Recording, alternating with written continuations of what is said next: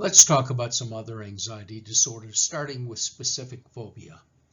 A phobia is a fear, an intense fear, that usually leads to some avoidance of the feared object. When we say it's a specific phobia, what we mean is that it's a specific object or situation. The person standing on the edge of a tall building and looking down is probably going to experience fear, because fear of heights is very common, and there's a good reason for us to be afraid of heights. Since we don't fly, if we were to fall off, we probably would not survive. Now, simply being afraid of a situation or an object is not by itself sufficient for calling it a phobia. It has to be unreasonable, and it has to cause a certain amount of impairment. A fairly common fear is a fear of snakes. And in fact, about half of the population will say that they're afraid of snakes. And probably most of those people will not go into the building that has snakes in it at the zoo because, well, they don't want to. But that's not really much of an impairment because there's really no reason to go into that building. On the other hand, if you're unwilling to go to a park or to play golf or to sit in your own backyard because there might be a snake, that's impairment, and that's affecting your life. Now, there is clear evidence that genes contribute, in particular, for certain kinds of phobias. We'll talk about that shortly. But the experiences that you have may also contribute as well. If you've been bit by a dog or observed someone being bit by a dog, you might be afraid of dogs. But the vast majority of people who have dog phobias have never been bit by a dog, never been attacked by a dog, never even witnessed anyone being attacked. Also, clearly, conditioning can have an impact for any kind of phobia. We have names for just about every phobia there is, several hundred of them, in fact. A few of them are listed here. Generally speaking, when we're talking about specific phobias, the names are of no value except perhaps in crossword puzzles. The truth is, all of these phobias seem to be the same from the standpoint of understanding them and treating them. There is one exception. We'll talk about that in just a moment. There are a large variety of specific phobias. Some of them are very common, like snake phobias and heights, and some are extremely rare. Some are traceable to trauma. Being bit by a dog, for example, might make you afraid of dogs.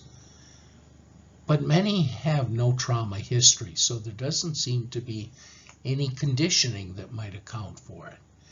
Some have clear survival value. Being afraid of snakes, for example, is probably smart if you don't know much about snakes, because some snakes are dangerous. And at least one is clearly unique. Okay, it is the fear of blood or injections or having blood drawn. And often what happens is the individual will pass out as a result of that. They pass out because of a dramatic drop in blood pressure called vasovagal syncope. I know the words don't look like it should be pronounced that way, but it's pronounced vasovagal syncope. Now, all of us experience vasovagal syncope, but there's a lot of differences between individuals in how strong it is. Whenever we have a puncture wound, we have a risk of bleeding to death. So what happens is our blood pressure drops, for some people more dramatically than others. If our blood pressure drops enough, we don't have blood getting to our brain and we pass out. If it doesn't drop that much, we might feel lightheaded. And many people experience that, but they don't pass out as a result. What happens in this situation is that passing out in public is extremely embarrassing to people. So it isn't so much that they're afraid of having blood drawn, they're afraid of passing out, and so they avoid that situation. Now, the interesting thing about this is that there are clear individual differences and genes play a role. There is clearly survival value in passing out and having your blood pressure drop dramatically if you are injured, because you're less likely to bleed to death. But there's also survival value in the opposite response. In our ancient evolutionary history, we might very well have been chased by a lion. Okay, we weren't the predator, they were. We were the prey. If the lion reaches out and scratches us badly and we're bleeding and we pass out, well, we're going to be an easy lunch. So in that situation, it's not good. And whenever you have a response like that is positive in some situations and negative in others, we tend to see a lot of individual differences. Now, it turns out this is relatively easy to treat, and I'll talk about that shortly. There are a lot of ways in which one can develop a phobia. Sometimes a direct experience will produce it. You may remember the case study of little Albert. He was the little boy who wasn't afraid of white rabbits until it was paired by Watson with a loud noise behind his back. Loud noises always scare young children. So pairing that led to classical conditioning, quickly became afraid. And that fear generalized to white rabbits and even to men with white furry beards. You can also learn phobias from observing other people. The example I'm going to use is from my mother-in-law, and by the way, my mother-in-law has passed away, but she had given me permission to use this example. She had 5 dogs over her adult life, and all of them were terrified, absolutely terrified of thunderstorms. And the reason they were terrified of thunderstorms is she was terrified of thunderstorms. So terrified that when they would come, she would hide in a closet with her dog, holding her dog and shaking. And the dog very quickly learned to be afraid of the same situation. All of her dogs learned that. That's vicarious experience. The interesting thing about fear and anxiety is, as a species, we have a unique mechanism for learning such anxiety. If someone tells us that something is terribly dangerous, we'll be afraid of it just because they told us. Now think about the advantage that gives. We don't have to put ourselves at risk to see that it's dangerous. We can simply learn it from other people and therefore have a much better chance of surviving. And then finally, some fears are easier to learn than others, something we call preparedness. For example, if someone's not afraid of snakes, it doesn't take a lot of conditioning to make them afraid of snakes. Something equally as dangerous, the wall socket, for example, which puts out 110 volt electricity, is as dangerous as snakes, but it's very hard to condition a fear of wall sockets. We're not prepared to learn that. The preparation is part of our evolutionary history that we don't fully understand at this point. As I mentioned before, all anxiety is reduced through exposure. And as long as nothing terribly traumatic happens, the anxiety will gradually go down. We call that a behavioral or cognitive behavioral treatment, and typically we do the exposure gradually. So if you're afraid of snakes, we might start by just having you think about a snake, which will make you anxious. But we will show you how to control that anxiety. And we'll have you exercise that control until the anxiety goes down. And then we'll bring you a little closer. Maybe you'll think about being close to a snake. Maybe we'll take you down to a room and open the door, and at the far end of the room is a snake that's in an aquarium and can't get out. And then we might have you move a few feet closer to the aquarium. And then right next to the aquarium, all the time helping you to manage your own anxiety. Gradually you'll habituate. In time you can get to the point where you can pick that snake up and hold it. And by the way, of course, we would only use a non-dangerous snake for studies like that. We don't want you to lose fear of something that really is dangerous. If it's a gradual exposure, we call it systematic desensitization. If we do it all at once, we call it flooding. Flooding is effective if and only if you stay in the situation until the anxiety goes down. If we're talking snakes, if you've ever seen the movie Raiders of the Lost Ark, there's a scene where the entire floor of an ancient temple that had been unearthed is covered in snakes. Exposure would be going into that situation. Now, you might think, if you're afraid of snakes and you go in that situation, what's going to happen to the anxiety? It's going to go through the roof. And you're absolutely right. But anxiety requires a lot of energy. It's like running a marathon. And our body's going to wear out. So that anxiety is going to come down in time, simply because you don't have the energy to be anxious anymore. If you stay around long enough,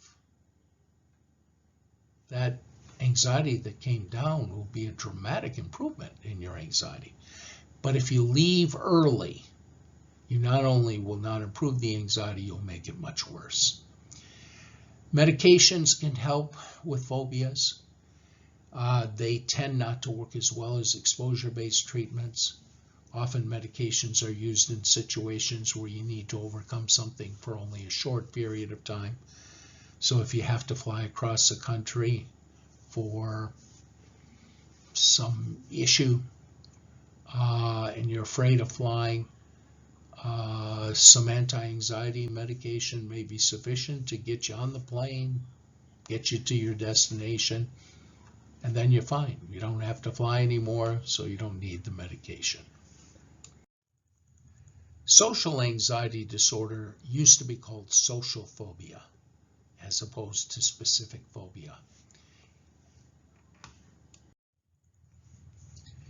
In a social anxiety disorder or social phobia, one is afraid of a social situation, and usually it's a public situation in which you're being judged. So the most common social phobia by far is public speaking anxiety, which many people experience. And incidentally, if you are afraid of public speaking, the more you do public speaking, provided you do a reasonably good job, the less afraid you are. Basically, we're talking exposure again, gradually reducing the anxiety. Other social phobias are meeting new people, dating, job interviews, etc. These things can cause significant impairment. If you don't date, well, you're probably never going to find a future spouse and never have children. If you don't do job interviews, you're never going to be able to get a job or get a better job.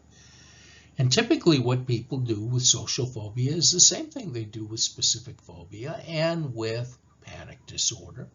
They avoid the situations that trigger it. And because they avoid it, they have no exposure. And because they have no exposure, there's no reduction in anxiety. In most cases, the social anxiety disorder is typically limited to certain situations. Might be dating or might be public speaking. Sometimes it's all social situations. That's relatively rare, but that's very disabling when it occurs. So what contributes to social phobias? Well, we know that there's a generalized psychological vulnerability as well as a generalized biological vulnerability. Individuals who tend to develop social phobias experience what we call anxiety sensitivity. They worry a lot and they are distressed by any symptoms of anxiety. They literally are anxious about being anxious. Biologically, they often have stronger anxiety responses and often physical responses that accompany the situation. For example, if you're uncomfortable giving a talk, and very uncomfortable because your body responds strongly to that anxiety, and you sweat profusely when you're anxious, the sweating is going to be observed by everyone. You know that they can see it, and so you'll be anxious about that. If your vocal cords tighten up so your voice cracks, or if you tend to shake when you're anxious, that's all very public behavior that makes you more anxious. And of course, if you've had bad experiences, if every time you've given a talk you've done a terrible job because you were too anxious, you're certainly going to be afraid of the next time. If you've even witnessed other people, you probably all experienced this. You're in a class, all the students have to give a talk, and one of the students gets up and they are so anxious that it's almost painful to watch them.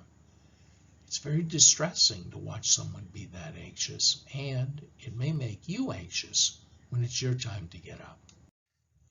How do we treat social phobias? Well, part of it is the same way we treat any phobia, through exposure.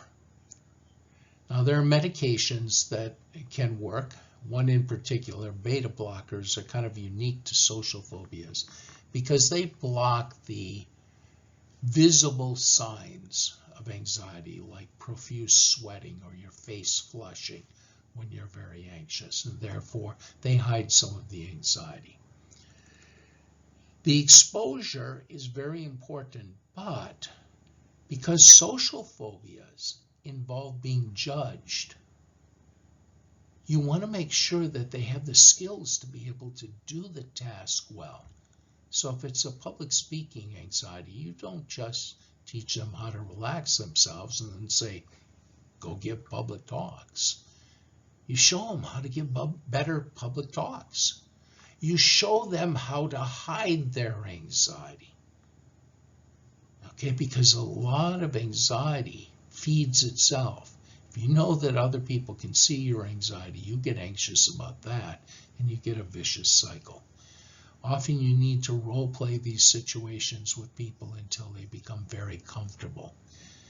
And again, the rule of thumb is you learn anxiety quickly, unlearn it slowly. So each time you give a public talk, excuse me, and you do a good job, and you mostly hide your anxiety, you're going to feel a little bit better the next time that you can do this. And if you do it the next time, you'll feel a little better.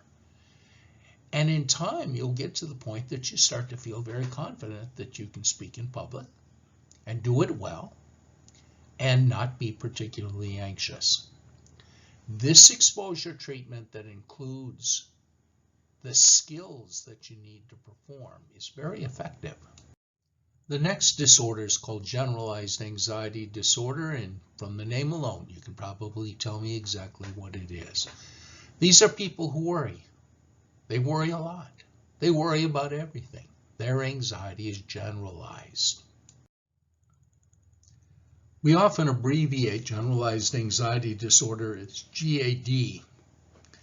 Individuals with generalized anxiety will worry about things that the rest of us tend not to worry about. And the interesting thing is, no matter how much they worry, it doesn't seem to do much good. If you and I are worried about something, say an upcoming exam that's very important for you to do well, and you don't really understand the material, that worry tends to drive behavior. Behavior like studying a little more, or asking a friend who understands it better to explain it, or talking it over with the instructor. All of those things make you less worried, because the more you understand it, the more likely you are to do well on that exam. What's interesting is that in children, generalized anxiety disorder is a little different. Adults experience anxiety. It's a cognitive thing. They know what it is. Children don't have the cognitive ability to call it anxiety. So in children, when they're worried, they just feel bad. It's not much different than having a cold or the flu. They just feel bad. They don't want to do anything. Whereas adults can clearly label anxiety and worry as part of what's happening to them. Now, clearly genes contribute to GAD. You're starting to notice the genes contribute to everything. In this case, the contribution is not as strong as, say, with panic disorder, but it's definitely there. There's also physiological differences. When you and I worry, assuming we don't have generalized anxiety disorder, we typically show the physiological responses that are associated with anxiety, because that's what worry is. It's apprehension about something in the future. So we feel kind of lightheaded and our heart beats a little faster, etc. Most people with generalized anxiety disorder don't show those physiological responses when they're worried. We call them autonomic restrictors. Their sympathetic nervous system, presumably active during the worrying, isn't triggering the body sensations that are part of anxiety in general. And many people have suggested that may be one of the reasons why it's so hard to treat generalized anxiety disorder, because you never really get exposure. You're not really getting anxious. You're only getting some of the symptoms of anxiety. We also know that people who develop generalized anxiety disorder tend to be far more sensitive to potential threats. So they worry, for example, about doing badly, because that could ruin their whole life. Okay, there are situations where if we do badly, it could ruin our whole life. But in most cases, whether we do well or badly, the effect is not going to be that intense. But often to people with GAD, it certainly feels like that's the case. How do we treat generalized anxiety disorders? Well, both anti-anxiety drugs, such as the benzodiazepine, and antidepressants, specifically the SSRIs, the selective serotonin reuptake inhibitors, seem to show modest effects. Not great effects, but modest effects. From a psychological perspective, we use a variation of cognitive behavioral therapy, and there's some elements of it that are rather interesting. You've got someone who's worrying too much. So what you do is you tell them, you're worrying a lot, but you're not doing a very good job of worrying. So what we're going to have you do is every single day you have to set aside a period of time, and during that time, your job is to really worry. Not just a little bit, really worry. Tell yourself, okay, now what am I going to do about this and what might happen, etc. That process seems to create more of a complete physiological response to anxiety. And surprisingly, it reduces the tendency of people to worry at other times. One of the things that you have to do, part of cognitive behavioral therapy, is they have to talk to themselves. Many people with generalized anxiety disorder want the world to be predictable and smooth. And it's not. And there's nothing they can do about that. It will always be somewhat unpredictable, uncertain. And all they can do is accept that that's the reality of life. If they don't accept it, they're going to worry constantly, and it's never going to resolve because the world's never going to become predictable and benign. There are also other techniques. Meditation seems to be moderately effective. In meditation, what you do is you focus your attention elsewhere. Often worrying is a matter of focusing your attention on what it is that you're worrying about. The thing about attention, though, is we can't make ourselves not think about something. But if we're thinking about something else, we won't be thinking about whatever it was we were thinking about before. Let me give you a silly example. I want you to take a moment and I want you to imagine literally an elephant in the room. But not just an ordinary elephant. This one is going to be a bright neon color, like no other elephant you've ever seen. Now, stop thinking about it. Are you surprised that you can't stop? This stupid neon elephant couldn't possibly exist. You keep thinking about it. And the more you try not to think about it, the more you think about it. Meditation focuses your attention elsewhere and teaches you that the way to not think about things is to focus on something else instead. These techniques tend to work better than the medications. Another anxiety disorder is called separation anxiety disorder. It's more common in children and it occurs at certain stages in a child's life. The first time a child has to go off to camp by themselves or to school, they are often going to experience anxiety because a lot of their confidence comes from being around their parents or their siblings.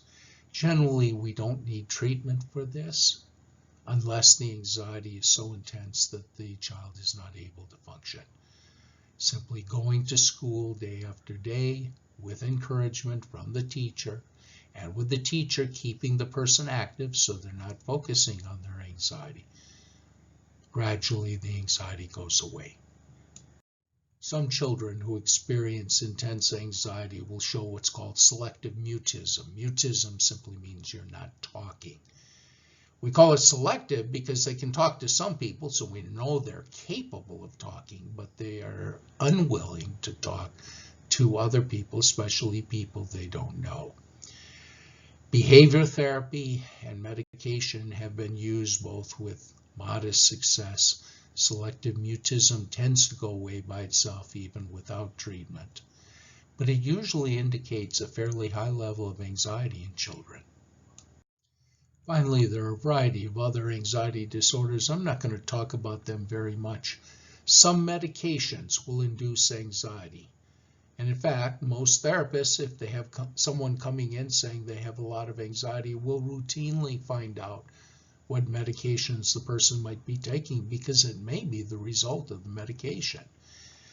Similarly, there are medical conditions that trigger anxiety. Again, you're not anxious about the medical condition. It's the physiological changes of the body from the medical conditions that make you feel anxious.